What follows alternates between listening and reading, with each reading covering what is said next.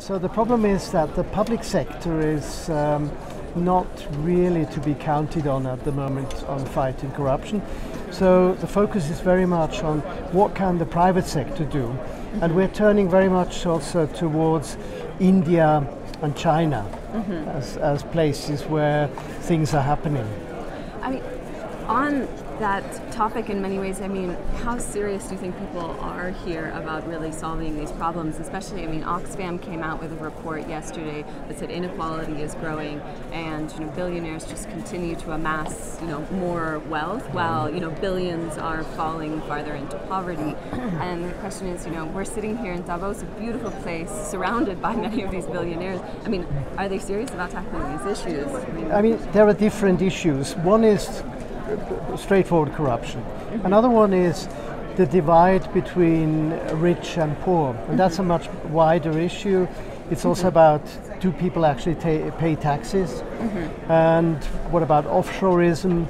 What about shifting your profits to the Caribbean and to pay no taxes, ideally, and leaving all the social costs at the place where you've actually generated your money. So Zambia would have all the problems, social problems, and the money is somewhere on the Bahamas or. That's a good transition to actually talk about Switzerland in terms of corporate taxes. I mean, one of the reasons so many Swiss companies are based in Switzerland is because of the tax rates and things. I mean, how do you see a lot of progress with Swiss companies? And I guess Swiss companies have to be used a bit flexibly to understand it. There's 25,000, I think, multinational companies in Switzerland. I think when you look at taxes, you have basically two issues. One is tax fraud. People not paying the taxes they're due at home, and they're escaping to a place like Switzerland. I think there is progress because there is this exchange of information through the OECD, and Switzerland is participating in that.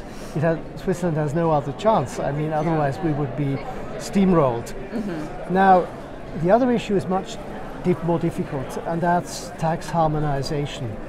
Can we actually worldwide agree on some kind of level, or will people escape to places like Switzerland to pay less taxes than otherwise? It's even a problem within Switzerland. You pay double tax in some cantons than in others.